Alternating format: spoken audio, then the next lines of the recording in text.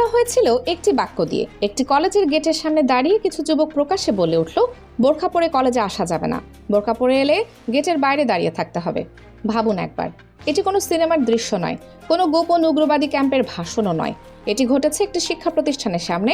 যেখানে বই থাকার কথা ছিল সেখানে শোনা গেল ভয়, যেখানে শিক্ষার আলো ছড়ানোর কথা ছিল সেখানে ছড়ানো হলো বিভাজনের বিষ।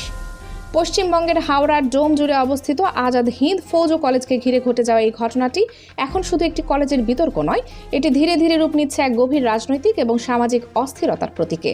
কারণ অভিযোগ উঠেছে এই হুমকি এসেছে এমন কিছু উগ্র রাজনৈতিক কর্মীদের কাছ থেকে, যারা সাম্প্রতিক রাজনৈতিক পালাবদলের পর নিজেদের ক্ষমতাকে রাস্তায় প্রদর্শন করতে শুরু করেছে। বিশ্লেষকদের মতে, পশ্চিমবঙ্গের সাম্প্রতিক নির্বাচনের পর রাজ্যের রাজনীতিতে যে নতুন বাস্তবতা তৈরি হয়েছে তার সবচেয়ে বড় শিকার হয়ে উঠেছে সংখ্যালঘু মুসলিম সম্প্রদায়। নির্বাচনের সময় যে ধর্মীয় মেরুকরণের রাজনীতি চালানো হয়েছিল, এখন তার প্রতিফলন দেখা যাচ্ছে সাধারণ মানুষের জীবনেও। অভিযোগ রয়েছে বিভিন্ন এলাকায় মুসলিমদের দোকানপাট, ব্যবসা প্রতিষ্ঠান এবং বাড়িঘরকে লক্ষ্য করে হামলা, ভয়ভীতি এবং ভাঙচুরের ঘটনা ঘটছে। কোথাও বিজয় মিছিলের নামে উত্তেজনা, কোথাও সামাজিক মাধ্যমে সরাসরি বিদ্বেষমূলক প্রচারণা। সাধারণ মানুষ বলছেন, পরিস্থিতি এমন জায়গায় পৌঁছেছে যেখানে মানুষ নিজের পরিচয় নিয়েই আতঙ্কিত হয়ে পড়ছে। সবচেয়ে ভয়ঙ্কর বিষয় হলো, এই আতঙ্ক ধীরে ধীরে স্বাভাবিক হয়ে যাচ্ছে। কারণ যখন কোনো সমাজে ঘৃণা প্রতিদিনের ঘটনায় পরিণত হয়, তখন মানুষ প্রতিবাদ করার সাহসও হারিয়ে ফেলে। রাজনৈতিক পর্যবেক্ষকরা বলছেন, পশ্চিমবঙ্গ একসময় ভারতের সবচেয়ে বড় ধর্মনিরপেক্ষ রাজ্যগুলোর একটি হিসেবে পরিচিত ছিল। এই বাংলায় রবীন্দ্রনাথের গান যেমন বাজত, তেমনি নজরুলের কবিতাও উচ্চারিত হতো সমান আবেগে। দুর্গাপূজার প্যান্ডেলে মুসলিম যুবক স্বেচ্ছাসেবক থাকত, আবার ঈদের নামাজ শেষে হিন্দু প্রতিবেশীরাও শুভেচ্ছা জানাতে যেতেন। কিন্তু এখন সেই বাংলাতেই ধর্মীয় পরিচয়কে কেন্দ্র করে নতুন এক বিভাজনের দেয়াল তৈরি হচ্ছে বলে অভিযোগ উঠছে। সাম্প্রতিক সময়ে সামাজিক যোগাযোগ মাধ্যমে ছড়িয়ে পড়া কিছু পোস্ট এবং ভিডিও নিয়ে নতুন করে বিতর্ক তৈরি হয়েছে। কয়েকটি পোস্টে মুসলিমদের ধর্মীয় অনুভূতিকে আঘাত করা হয়েছে বলে অভিযোগ উঠেছে। সমালোচকরা বলছেন, এসব পোস্ট কেবল ব্যক্তিগত মত নয়, বরং একটি বৃহত্তর রাজনৈতিক মনস্তত্ত্বের বহিঃপ্রকাশ। কারণ যখন রাজনৈতিক নেতারা নির্বাচনী মঞ্চে দাঁড়িয়ে বলেন, মুসলিমরা আমাদের ভোট দেয়নি, তখন সেই বক্তব্য শুধু একটি রাজনৈতিক অভিযোগে সীমাবদ্ধ থাকে না, সেটি অনেক উগ্র সমর্থকের কাছে প্রতিশোধের ভাষা হয়ে ওঠে। আর এখানেই শুরু হয় সবচেয়ে বিপজ্জনক অধ্যায়।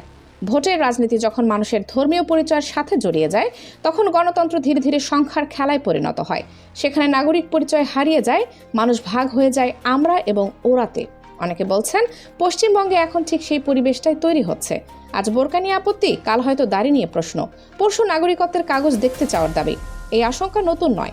ভারতের অন্য কয়েকটি রাজ্যে ইতোমধ্যে নাগরিকত্ব, ধর্মীয় পরিচয় এবং খাদ্যাভ্যাসকে কেন্দ্র করে বহু বিতর্ক তৈরি হয়েছে। গরুর মাংস খাওয়ার গুজবে পিটিয়ে হত্যা, হিজাব বিতর্ক, মসজিদ মন্দির ইস্যু, সব মিলিয়ে ভারতের রাজনীতিতে ধর্ম এখন সবচেয়ে বড় হাতিয়ারগুলোর একটিতে পরিণত হয়েছে বলে মনে করছেন বিশ্লেষকরা। সবচেয়ে বড় প্রশ্ন হলো, এই পরিস্থিতিতে প্রশাসনের ভূমিকা কোথায়?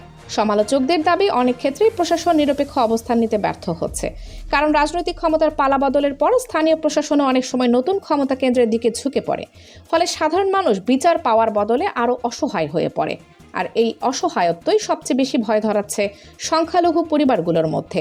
একটি পরিবার যখন ভাবে, আমার সন্তান কি নিরাপদ, আমার ধর্মীয় পোশাক কি এখন অপরাধ, আমি কি নিজের শহরে দ্বিতীয় শ্রেণীর নাগরিক হয়ে যাচ্ছি, তখন বুঝতে হবে সমাজে গভীর সংকট তৈরি হয়েছে।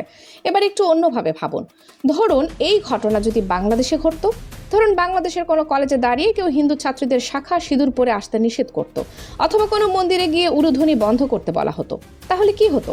নিশ্চিতভাবেই আন্তর্জাতিক মানবাধিকার সংস্থা থেকে শুরু করে আঞ্চলিক মিডিয়া পর্যন্ত তীব্র প্রতিক্রিয়া জানাতো। ভারতীয় মূলধারা টেলিভিশন চ্যানেলগুলো দিন রাত টকশো চালাতো। বাংলাদেশের সংখ্যালঘুদের নিরাপত্তা নিয়ে বড় বড় আলোচনা হতো।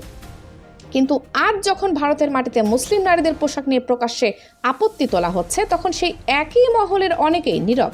এমন অভিযোগ উঠছে, এই দ্বিচারিতার প্রশ্ন এখন সামাজিক মাধ্যমেও ঘুরঘুর করছে। মানবাধিকার কি সবার জন্য সমান, নাকি ধর্ম আর রাজনীতির উপর নির্ভর করে তার ভাষা বদলে যায়? বাংলাদেশ এবং ভারতের তুলনায় টেনে অনেকে বলছেন, বাংলাদেশে বিচ্ছিন্ন সাম্প্রদায়িক ঘটনা ঘটলেও রাষ্ট্রীয়ভাবে সেগুলোকে সাধারণত প্রশ্রয় দেওয়া হয় না। উৎসবের সময় এখনও বহু জায়গায় হিন্দু মুসলিম একসাথে অংশ নেন।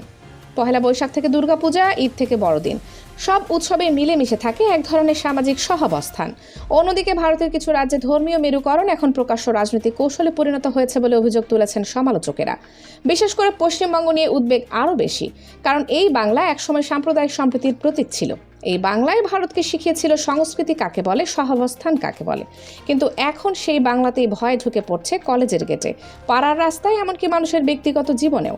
রাজনৈতিক বিশ্লেষকরা সতর্ক করে বলছেন, যদি এই পরিস্থিতি দ্রুত নিয়ন্ত্রণ করা না যায় তাহলে পশ্চিমবঙ্গ ধীরে ধীরে আরও গভীর সামাজিক সংঘাতের দিকে যেতে পারে।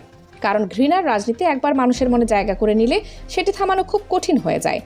আজ যে তরুণ কলেজ গেটে দাঁড়িয়ে একটি মেয়ের বোরখা নিয়ে আপত্তি তুলছে, কাল সেই একই তরুণ হয়তো অন্য কারো নাম, ভাষা বা খাদ্যাভ্যাস নিয়েও প্রশ্ন তুলবে। আর তখন সমাজে আর কেউ নিরাপদ থাকবে না। ইতিহাস বারবার দেখিয়ে দিয়েছে, ধর্মের নামে বিভাজন কখনো স্থায়ী শান্তি এনে দেয় না। এটি শুধু মানুষের মাঝে অবিশ্বাস বাড়ায়, সমাজকে ভাঙে, রাষ্ট্রকে দুর্বল করে। পশ্চিমবঙ্গের বর্তমান পরিস্থিতি তাই শুধু একটি রাজ্যের রাজনৈতিক সংকট নয়, এটি পুরো উপমহাদেশের জন্য একটি সতর্ক বার্তা। কারণ যখন শিক্ষা প্রতিষ্ঠানের গেটে ধর্মীয় পোশাক নিয়ে হুমকি দেওয়া শুরু হয়, তখন বুঝতে হবে এই সংকট অনেক গভীরে পৌঁছে গেছে। সবশেষে প্রশ্ন একটাই, বাংলা কি আবার সেই পুরনো সম্প্রীতির জায়গায় ফিরতে পারবে, নাকি রাজনৈতিক মেরুকরণের আগুনে ধীরে ধীরে বদলে যাবে তার চিরচেনা চেহারা? ইতিহাস একদিন হয়তো এই সময়ের বিচার করবে, কিন্তু তার আগে মানুষকে ঘৃণার রাজনীতির বিরুদ্ধে দাঁড়াতে পারবে, মানুষকে আবার মনে করিয়ে দিতে পারবে ধর্ম নয়, মানবতাই সবচেয়ে বড় পরিচয়। দর্শক, এই পুরো বিষয়টি নিয়ে আপনার মতামত কি? আপনি কি মনে করেন, রাজনীতি এখন সাধারণ মানুষের সহাবস্থানকে বিপদের মুখে ঠেলে দিচ্ছে, নাকি পরিস্থিতিকে অতিরঞ্জিত করে দেখা হচ্ছে? আপনার মতামত জানান মন্তব্যে। আর এমন গুরুত্বপূর্ণ বিশ্লেষণধর্মী প্রতিবেদন পেতে চ্যানেলটি সাবস্ক্রাইব করে পাশেই থাকুন। কানিজ ফাতেমা, সময় 0 টিভি।